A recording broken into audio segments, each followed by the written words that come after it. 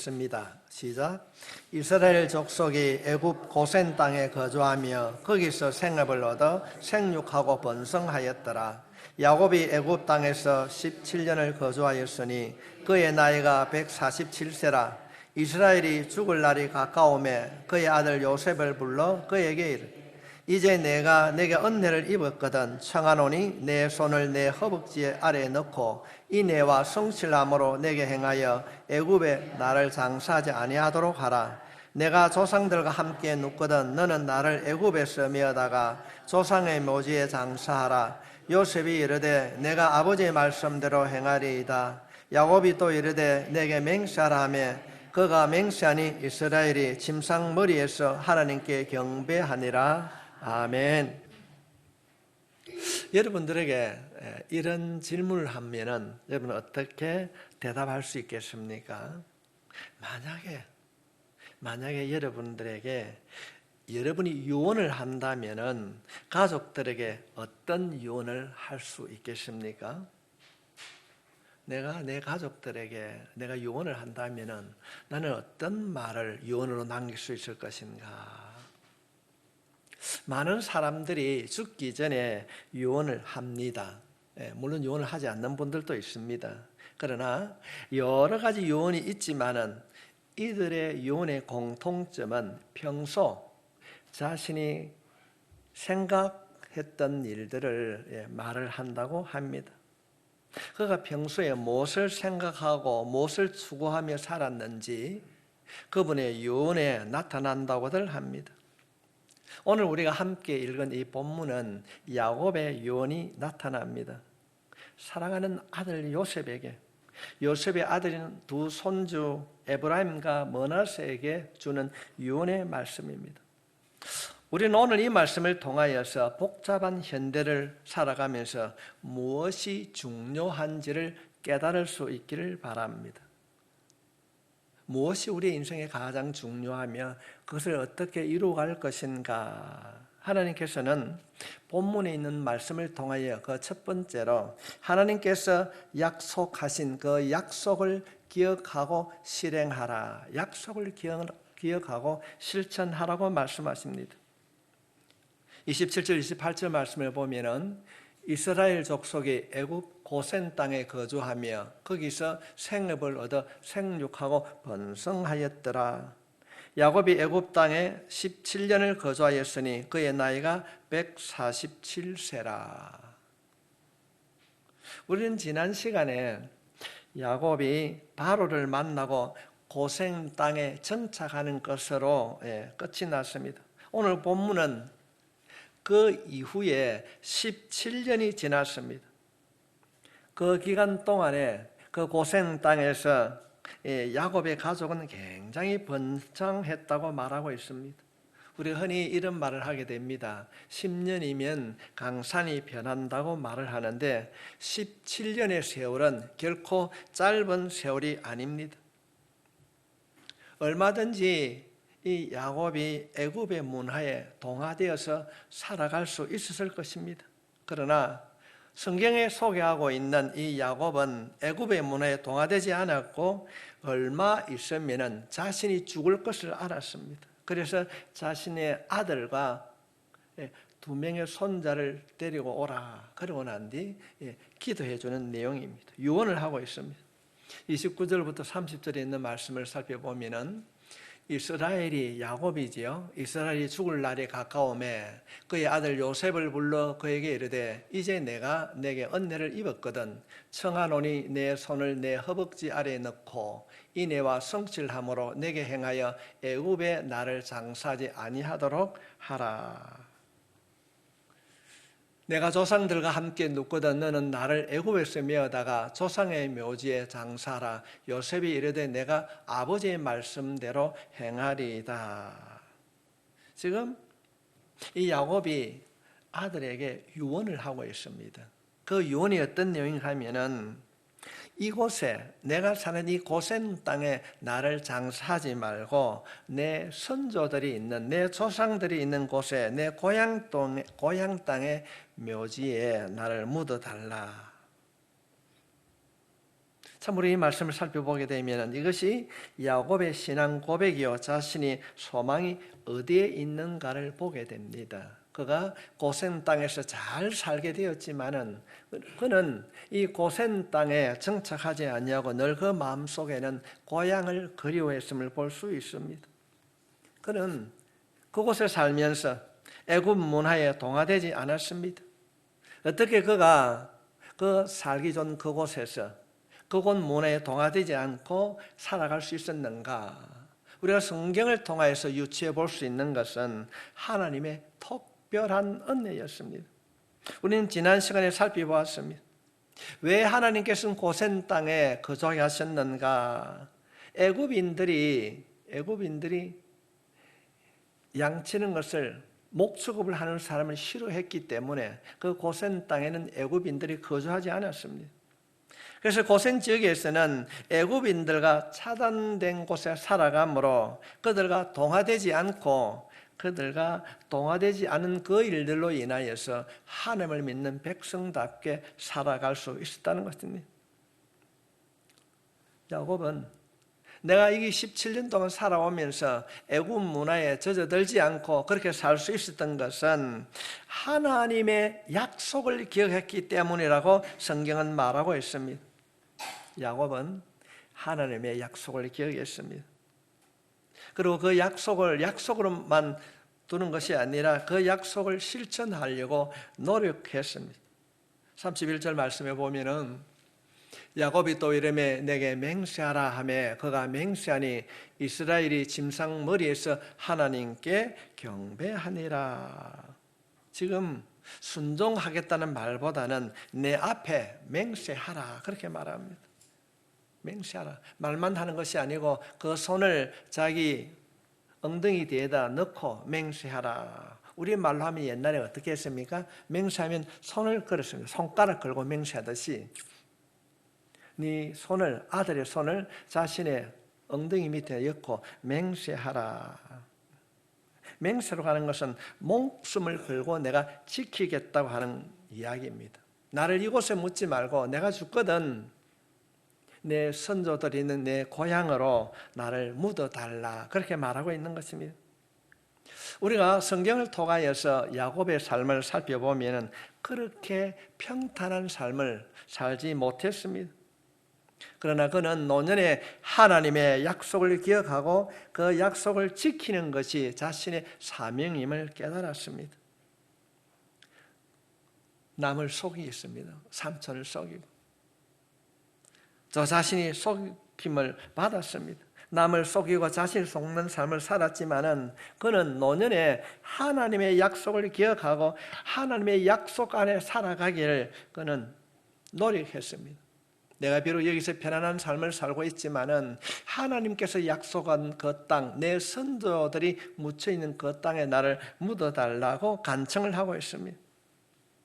우리가 지난 시간에는 우리가 코로나로 인하여서 많은 사람들이 캠핑을 갔습니다. 우리 고현에도 캠핑 장비를 파는 곳이 2곳이나 있었습니다. 멀쩡한 집을 내어놓고 번거로운 고생을 합니다. 왜 그렇게 할까요?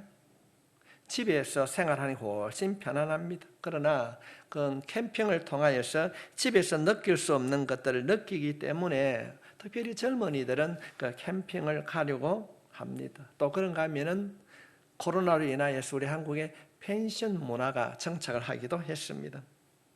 반대로 말씀을 드리면은 집이 있기 때문에 캠핑이 즐거운 것입니다. 집이 없는 사람이 캠핑을 하는 것은 바로 난민 생활입니다. 비가 오면 맞아야 되고 음식이 없으면 굶어야 합니다.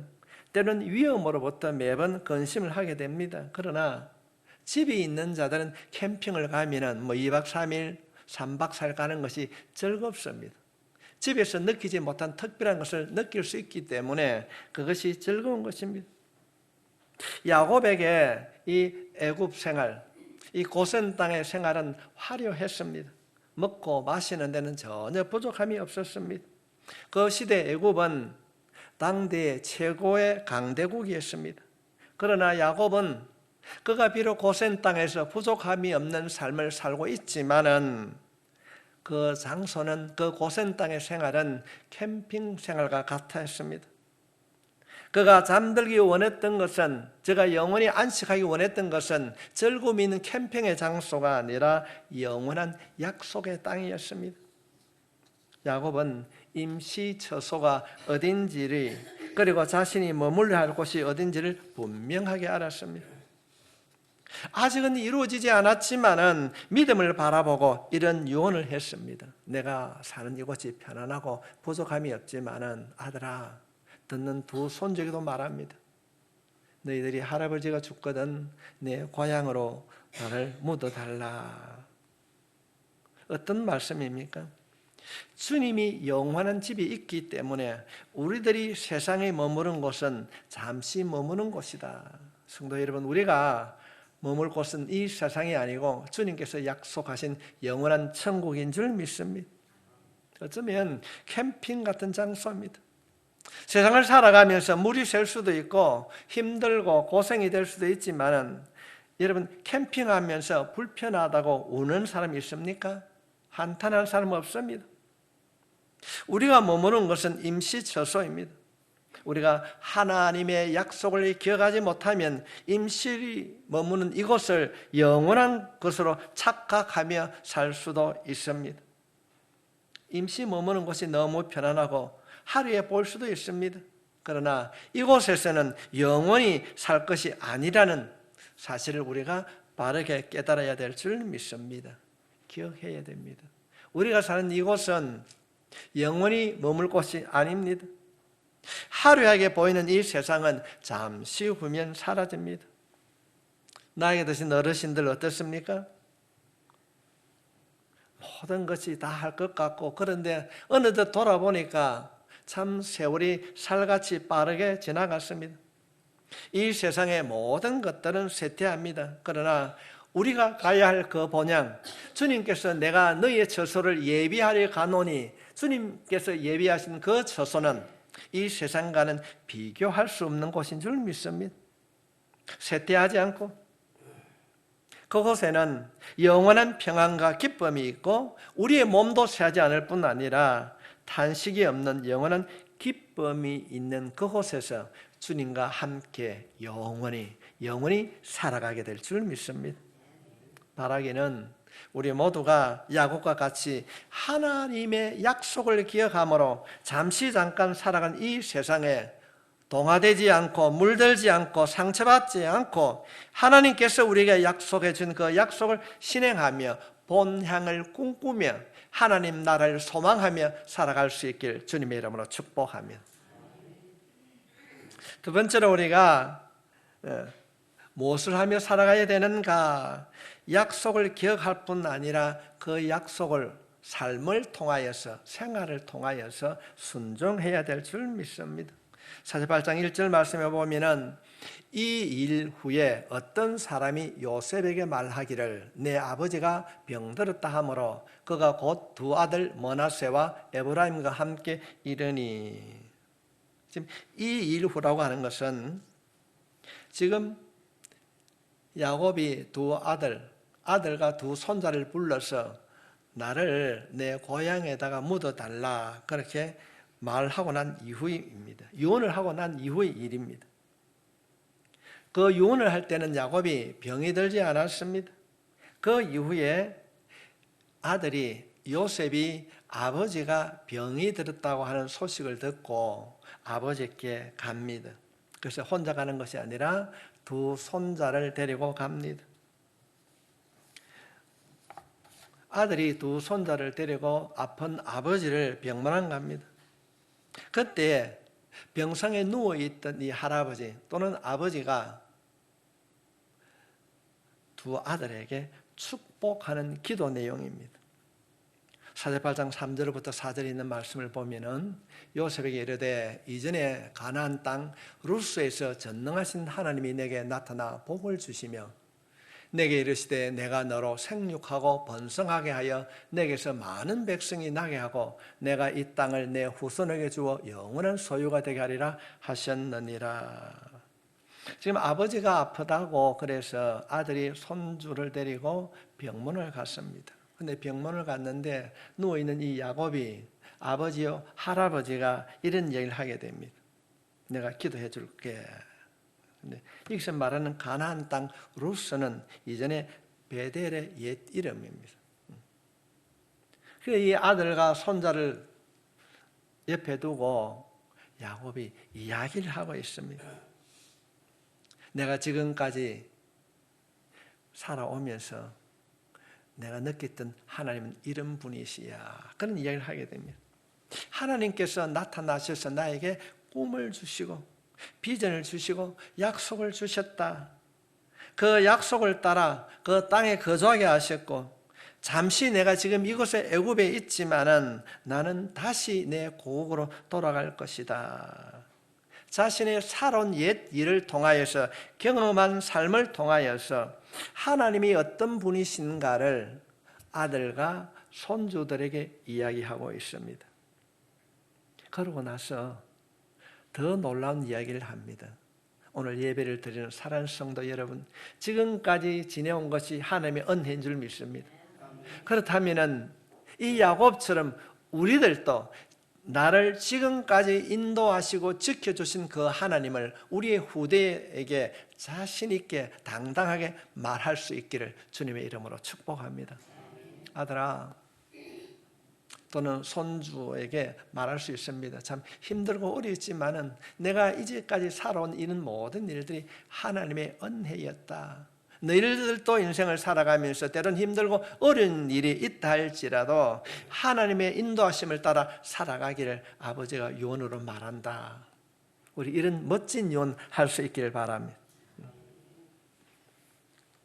48장 5절 말씀에 보면은 내가 애굽으로 와서 내가 이르기 전에 애굽에서 내가 난 두 아들 에브라임과 므낫세는 내 것이라 르우벤과 시몬처럼 내 것이 될 것이요.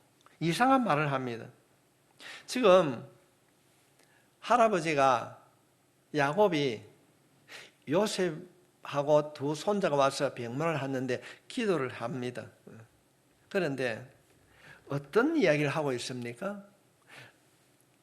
요셉이 데리고 온 이 두 아들을 이 야곱이 자신의 아들 양자로 삼겠다는 것입니다. 에브라임과 므낫세는 내 것이라. 아들이 들을 때 어떤 생각이 들겠습니까? 아니 아버지가 나이가 들어서 망령이 들었나? 무슨 손자를 아들로 삼는단 말인가? 우리 한국적 사고로 생각하면 전혀 말도 안 되는 일입니다. 망령이 아니라 그보다 더한 소리입니다. 어떻게 손주를 양자로 삼을 수 있는가? 할아버지가 손자를 양자로 삼으면 어떻게 되겠습니까? 족보가 희한해지는 거예요. 말도 안 되는 소리입니다. 할아버지를 아버지를 불러야 되고 그럼 아버지는 형님으로 불러야 되는가? 그렇게 생각할 수 있습니다. 야곱이 요셉의 아들 두 손자를 내가 양자로 삼겠다 그랬을 때에 그러면 야곱의 아들 요셉은 아버지를 보고 뭐라고 해야 됩니까? 형님으로 불러야 됩니까? 이상한 일입니다. 왜 아버지가 앞에 계시면 가만히 있으면 되는데 아니 문병한 이 두 손자에게 이상한 소리를 하고 있는가? 아마도 노한이 들어서 나이가 들어서 정신이 약간 왔다 갔다 하는가? 전혀 아닙니다. 전혀 그런 뜻이 아닙니다. 손주가 내 아들, 그 손주의 양육권을 내가 가지겠다는 것이 아니라 손주에게 아들로서 권리를 다 주겠다. 그런 내용인 것입니다. 왜냐하면 우리가 성경을 살펴보게 되면은 이 므낫세와 에브라임은 어머니가 이스라엘 백성들이 아니고 애굽 여자였습니다. 우리말로 하면 반은 내 자녀고 반은 이방 피를 가지고 있었습니다. 그건 가나안 땅에서 얻은 아들이 아니었기 때문에 애굽에서 낳기 때문에 형제들에 비하면은 야곱의 12 아들 다른 형제들에 비하면은 지금 이 므낫세와 에브라임은 반쪽 손자가 되는 것입니다. 자녀가 아니라 하는 사람들, 쟤는 저 엄마가 애굽 여자이기 때문에 우리하고 같은 혈육이 될 수 없다. 어쩌면 그런 이야기도 있었을 것입니다. 지금 이런 출생에 대한 불평과 불만을 종식시키기 위하여서 하나님께서는 이 에브라임과 므낫세를 자신의 손자이지만 내 아들처럼 내가 상속권을 주겠다, 그렇게 선포하는 것입니다. 야곱은 손자 에브라임과 므낫세를 아들의 위치에 두면서 장자의 상속권을 요셉에게 주었습니다. 이 장자라고 하는 것은 우리 성경을 살펴보게 되면은 유산의 2배를 상속받았습니다. 우리가 알고 있듯이 12지파는 야곱의 12아들입니다. 이들을 살펴보면은 요셉이 없습니다. 왜 요셉이 없는가? 요셉이 없는 대신에 에브라임과 므낫세 지파가 있습니다. 이것을 통하여서 하나님께서는 요셉을 장자로 인준하면서 내가 너에게 주는 가장 크고 중요한 것, 상속권을 이 손주에게 준다고 하는 것을 성경은 보여주고 있습니다. 그러면서 두 손주에게 내 아들을 양자로 삼겠다 그러면서 기도를 합니다. 10절 말씀 보겠습니다. 이스라엘의 눈이, 이스라엘의 말은 야곱이지 않습니까? 이스라엘의 눈이 나이로 말미암아 어두워서 보지 못하더라. 요셉이 2 아들을 이끌어 아버지 앞으로 나아가니 이스라엘이 그들에게 입맞추고 그들을 안고. 지금 할아버지가 야곱이 눈이 어둡습니다. 잘 보지 못합니다. 그래서 야곱은 어쩌면은 자신의 아버지 생각이 났을 것입니다. 야곱이 이전에 장자의 복을 얻을 때 형 에스가 있는데도 손에 염소털을 붙여가지고 장자의 축복권을 그가 받았습니다. 그래서 우리 아버지도 눈이 어두운가 그렇게 생각했을 것입니다. 자신의 아버지 이삭이 눈이 어두워서 자신의 축복했기 때문에 이삭은 눈이 어둡고 영안이 어두워서 야곱의 손에 털이 붙여 있는 것을 장남으로 알고 축복했습니다. 상황은 비슷합니다. 지금 야곱이 이삭처럼 눈이 어두웠습니다. 그런데 이삭과 야곱의 다른 점은 야곱은 영적 눈이 어둡지 아니했습니다. 그가 가진 총명은 없어지지 않았습니다. 야곱이 할아버지가 손주에게 축복을 하겠다고 했을 때에 아들 요셉이 오른손에 장자를 댑니다. 므낫세를 갖다 대고 왼손에는 찾아 에브라임을 댑니다. 아버지, 여기에 므낫세고 여기 에브라임입니다. 축복해 주십시오. 그래 합니다. 그런데 갑자기 보니까 할아버지가 이렇게 2 손자에게 축복해 주는 것이 아니라 손을 껴맞추는 거예요. 그 보고 있으니까 요셉이 어떻게 했으면 아버지, 그거 잘못됐습니다. 이놈은 둘째고 이놈이 큽니다. 아버지는 그 아들은 므낫세를 오른손에 둘째 에브라임을 왼손에 놓고 축복해 달라고 하는데 보니까 할아버지 야곱, 요셉의 아버지 야곱이 손을 어겨 맞추고 이렇게 하는 겁니다.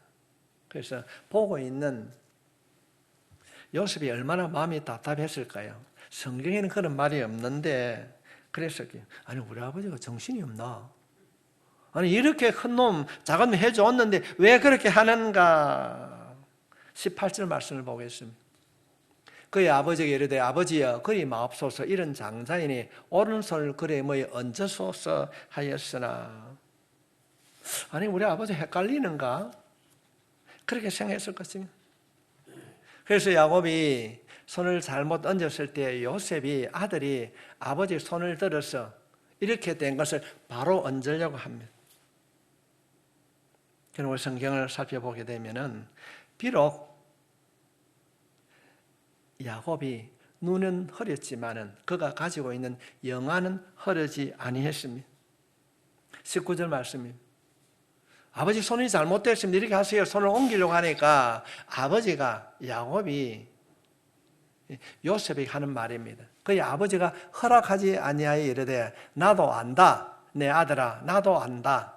그도 한 족속이 되며 그도 크게 되려니와 그의 아우가 그보다 큰 자가 되고 그의 자손이 여러 민족을 이루리라 하고. 손이 잘못되었다고 아들이 손을 옮기려고 하니까 뭐라 합니까? 나라 나도 안다. 아들아 이것이 하나님의 뜻이란다. 머나세, 큰아들 머나세도 크지만은 둘째 에브라임을 통하여서 하나님께서는 하나님의 일을 할 것이다. 그러므로 내 손을 옮기지 말라. 내가 이렇게 견 맞춰서 기도해도 내가 그렇게 불편하게 생각하지 말라. 왜 야곱이 교차해서 두 아들에게 축복했는가? 어떤 주석을 살펴봐도 여러 가지 내용이 있지만은 분명한 설명이 없습니다. 제가 내는 결론입니다. 하나님의 뜻인 줄 믿습니다. 많은 주석가들, 많은 성경학자들이 말하고 있지만은 다 분명하게 말한 것이 없습니다. 설명이 없습니다. 그러나 그 안에 숨겨진 영적 진리는 분명합니다. 하나님이 하시는 일은 실수가 없다. 그렇습니다. 하나님 하시는 실수가 없습니다. 야곱이 교찬 그 손은 인간의 생각을 뛰어넘어 하나님의 축복이 그 안에 있습니다. 왜 그렇게 했는지 우리는 모릅니다. 정말 모릅니다. 그게 이렇다 저렇다 말하는 분들도 많이 있는데 그 말에 현혹되지 마십시오. 어떤 성경에도 어떤 주석에도 분명하게 말하고 있는 것은 없습니다. 한 가지 확실한 것은 이 교찬, 이 손돌림에도 하나님의 계획이 있었다는 것입니다. 하나님의 계획이 있었기 때문에 야곱이 그렇게 교차해서 축복했던 것입니다. 우리의 인생을 살아가면서 우리의 일반적인 상식이나 간섭이 아닌 하나님의 뜻을 만나는 경우가 많이 있습니다. 내 생각과 다른 하나님의 일하심을 경험하기도 합니다. 우리가 살아가면서 그런 일들이 얼마나 많이 있습니까? 이렇게 기도하고 이렇게 이루어지길 원합니다. 그렇게 열심히 기도하고 소원을 했는데 돌아서 보면 내 생각과 정반대되는 일들이 얼마나 많이 있습니까? 해답은 몰라입니다. 우리가 어떻게 인간을 살아가면서 하나님의 뜻을 다 알 수 있습니까? 내가 그렇게 기도했는데 그 일이 이루어지지 않습니다. 왜 이루어지지 않는지 모릅니다. 왜 내 가정에 이런 아픔 때문에 기도했는데 그것이 쉽게 정리되지 않고 그 힘듦이 내 삶을 어렵게 하는가 모릅니다. 설명이 되지 않습니다. 내가 열심히 그렇게 기도했는데 그 성과가 너무 미미합니다. 하나님 살아계시는가? 하나님 듣고 계시는가? 그런가 하면은 내가 열심히 기도하고 기도했는데 이루어지지 않는 일이 있는가 하면은 전혀 기도하지 않는 일도 이루어질 때가 있습니다. 하나님의 은혜를 경험할 때도 있습니다. 오랜 시간 손을 들어 오른손에 하나님 머나세에게 복을 달라고 했던 것처럼 내가 그렇게 오른손에 맡기며 축복해 달라고 기도했는데도 이루어지지 않는 일이 있는가 하면은 기도하지 않는 일들도 나에게 주어질 때가 있습니다. 우리 너무 많은 이런 일들을 경험하게 됩니다. 때로는 내가 그렇게 기도하고 소원을 했는데 이루어지지 않을 때는 요셉처럼 마음이 상할 때도 있습니다. 아버지, 야가 큰 놈입니다. 안다. 얼마나 마음이 상했을까요? 하나님, 그것은 아닙니다. 이렇게 이루어져야 됩니다. 내가 간절히 그렇게 기도했는데 오른손에 이루어지는 것이 아니라 왼손과 교차되어서 일어나는 일들이 우리 생활 속에 너무나도 많이 있습니다. 사랑하는 성도 여러분, 우리를 알고 계신 하나님 앞에 맡길 수 있길 바랍니다. 아버지 생각에는 똑같지 않습니까? 큰 놈이나 작은 놈이나 똑같습니다. 우리가 흔히 이런 말을 하게 됩니다. 10손가락을 물어서 안 아픈 손가락이 없는 것처럼. 장자 머나세도 중요하고 차자 에브라임도 중요합니다. 그런데도 하나님께서는 알고 계십니다. 우리가 기도하는 것 하나님 알고 계십니다. 포기하지 마십시오. 낙심하지 마십시오. 좌절하지 마십시오. 그것이 이루어지지 않고 그것이 미루어진다 할지라도 우리의 기도에 들으시는 하나님은 알고 계십니다. 하나님의 때에 하나님의 방법대로 반드시 이루어 주실 줄 믿습니다. 우리가 모르지만은 하나님께서는 우선순위가 무엇인지 다 알고 있습니다. 나에게는 그것이 가장 중요한데 이번에 이런 일이 이루어져야 되는데 이루어지지 않습니다. 하나님 안 계시는가? 성도 여러분, 하나님이 몰라서 행치 않는 것이 아닙니다. 다 안다. 나도 안다. 알고 계시고 보고 계신 그 하나님을 신뢰할 수 있기를 바랍니다. 하나님의 일하심이 오른손에 두는 것이 아니라 우리가 오해함으로 우리가 하나님을 뜻을 행치 못할 때가 너무 많이 있습니다. 하나님이 모르고 계신 것이 아니라 우리가 모르고 있습니다. 우리에게 절실히 필요한 것은 내 생각이 아닙니다. 하나님의 뜻을 만나도 그 뜻을 받아들이고 순종하는 것이 우리가 알아야 할 하나님의 뜻인 줄 믿습니다. 낙심하지 마십시오. 좌절하지 마십시오. 하나님께서는 오늘 본문에 있는 말씀을 통하여서 우리에게 분명하게 보여주고 있습니다. 아버지, 가는 아닙니다. 차자입니다. 에브라임입니다. 므낫세가 아닙니다. 그러나 주님께서는 나도 알고 있다. 우리의 모든 일을 알고 계신 줄 믿습니다. 하나님의 약속은 반드시 이루어 가십니다. 우리의 생각은 하나님의 뜻을 왼쪽에서 오른쪽으로 옮기고 싶은데 하나님은 말씀하십니다. 내 마음을, 내 생각을 내가 다 알고 있어. 그러나 그것은 내 뜻대로 하는 것이야. 하나님의 뜻에 맡길 수 있길 바랍니다. 하나님은 내가 원하는 대로도 이루어주시지만은 때로는 거절도 하십니다. 그러면서 하나님 말씀하십니다. 모든 일은 하나님의 주권에 있다는 것입니다. 지금같이 신앙생활을 하면서 왜 힘들어하십니까? 이루어지지 아니했어. 얻지 못했어.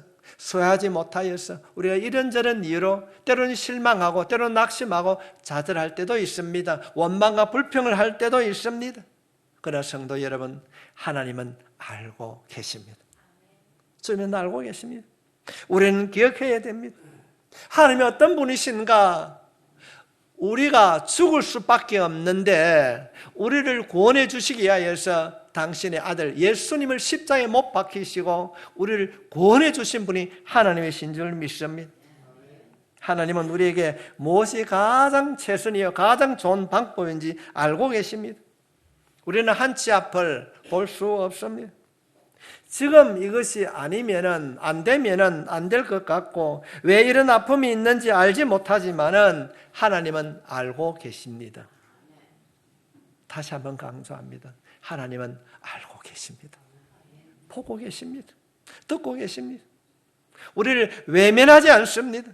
현재뿐 아니라 앞으로도 우리를 인도하실 것입니다. 지금 현재는 내가 이해하지 못하는 상황이 주어질 수도 있습니다. 그러나 우리가 하나님의 약속을 기억하고 순종하며 나아갈 때에 머지않는 때에 분명코 하나님께서 여러분을 도우실 것입니다. 응답해 주실 것입니다. 왜 나에게 이런 일을 주었는지, 왜 내 가정에 이런 우환이 있는지, 왜 나를 그쪽으로 인도해 주셨는지 지금은 모르지만은 우리가 믿음 안에 기다리며 나아가게 될 때에 하나님께서 해결해 주실 줄 믿습니다. 변화시켜 주실 줄 믿습니다. 그 길이 힘들고 아픔이 있어도 그 길이 우리를 망함으로 인도하는 길, 절망으로 인도하는 길이 아니요 우리를 다듬고 변화시켜서 가장 성공한 길로 인도하시는 줄 믿습니다. 그 하나님을 우리가 신뢰해야 될 줄 믿습니다. 사랑하는 극동교회 성도 여러분, 다른 내용 다 잊어버리고 내가 안다고 하는 이 말씀을 마음에 새기고 인생을 살아가면서 어떤 일이 온다 할지라도 포기하지 않고 낙심하지 않고 하나님의 이름을 부르며 예수 이름으로 기도하며 믿음에 승리하는 여러분 모두가 되시길 주님의 이름으로 축복합니다.